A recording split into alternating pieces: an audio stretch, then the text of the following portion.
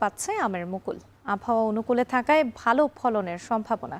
কৃষকরাও ব্যস্ত আছেন আমের গাছের যত্নে। এ নিয়ে আরো জানাতে রাজশাহী থেকে যুক্ত হচ্ছেন মারুফ হাসান। মারুফ, কেমন ফলন আশা করছেন এবার চাষিরা?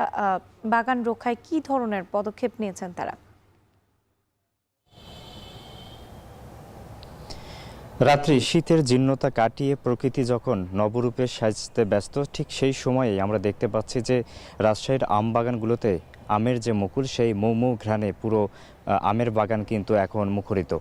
আমরা দেখতে পাচ্ছি নগরীর বিভিন্ন জায়গা সহ আশেপাশের যেসব জায়গা রয়েছে সেই বাগানগুলোতে কিন্তু কৃষকরা তাদের আমের যে সুরক্ষার জন্য, আমের মুকুলের সুরক্ষার জন্য তারা কিন্তু ব্যস্ত সময় পার করছেন। কারণ ফাল্গুনের এবং মাঘের শেষ থেকে শুরু করে ফাল্গুনের প্রথম থেকে শুরু করে এই মুহূর্তটা কিন্তু খুবই গুরুত্বপূর্ণ। কারণ এই মুহূর্তে আমের যে ফুলগুলো এসেছে, আমের মুকুলগুলো এসেছে, এই মুকুলগুলোকে যদি সঠিকভাবে সুরক্ষা না করা হয় এবং বালাইনাশক যদি প্রয়োগ না করা হয় এবং গাছের যদি পরিচর্যা না করা হয়, তাহলে পরবর্তীতে কিন্তু আমের ভালো ফলন কিন্তু পায় না। যার জন্য ভালো ফলন পাওয়ার জন্য কৃষকরা সকাল থেকেই তাদের যে আমের বাগান আছে সেই আমের বাগানে কিন্তু ব্যস্ত সময় পার করছেন। এবং অনেকেই আমরা দেখতে পাচ্ছি যে এখানে প্রত্যেকটি গাছে তারা কিন্তু যে বালাইনাশক আছে সেই বালাইনাশক স্প্রে করছে। পাশাপাশি আমের যে জায়গাগুলো আছে, বাগানের বিভিন্ন জায়গায় অন্যান্য যেসব আগাছা কিংবা পরগাছা যেগুলো আছে সেগুলো পরিষ্কার পরিচ্ছন্ন করে কিন্তু তারা গাছকে ঠিকঠাকভাবে ট্রিটমেন্ট করার জন্য যতটা তদারকি করার সেগুলো করছেন।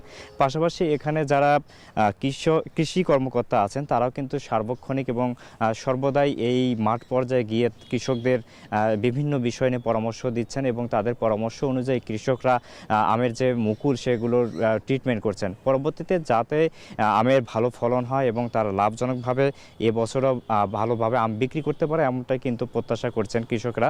কৃষকদের কাছ থেকে আমরা যতটুকু জানছি তারা বলছেন যে এবছর যেহেতু আবহাওয়া অনুকূলেই আছে তাদের জন্য এবং সেক্ষেত্রে যেহেতু কুয়াশা কম ছিল, যার কারণে এবার আমের মুকুল কিন্তু পর্যাপ্ত পরিমাণে এসেছে এবং তারা আশা করছেন যে এবছর সর্বোচ্চ ভালো ফলন হওয়ার সম্ভাবনা আছে। পাশাপাশি এখানে রাজশাহী কৃষি সম্প্রসারণ অধিদপ্তরের কাছ থেকে আমরা যে তথ্য পেয়েছি 2025-26 যে অর্থ বছরের, সেখানে আমের যে চাষাবাদের লক্ষ্যমাত্রা সেটি হচ্ছে 19,603 হেক্টর জমিতে চাষ করা হচ্ছে এবং পাশাপাশি আমের লক্ষ্যমাত্রা নির্ধারণ করা হয়েছে 2,46,000 মেট্রিক টন। অর্থাৎ এই পরিমাণ আম কিন্তু এবছর রাজশাহী এবং রাজশাহীর যে আশেপাশের জেলাগুলো আছে সেগুলোতে কিন্তু লক্ষ্যমাত্রা নির্ধারণ করা হয়েছে এবং সেই লক্ষ্যমাত্রাকে নির্ধারণ করেই সেই অনুযায়ী কিন্তু এখন পর্যন্ত মাঠ পর্যায়ে বাগানিরা যারা আছেন এবং বাগানের সাথে সংশ্লিষ্ট যেসব কৃষক আছেন তারা কিন্তু তাদের যে কার্যক্রম সেটি কিন্তু চালিয়ে যাচ্ছেন। সব মিলিয়ে রাজশাহীর যে আম বাগানের এবং আমের মুকুলের যে তথ্য, এই ছিল আমার কাছে সবশেষ। রাত্রি রাজশাহী থেকে এই ছিল আমার কাছে। রাজশাহী থেকে যুক্ত ছিলেন মারুফ হাসান। দর্শক, এই মুহূর্তে জাতীয় সংসদ ভবন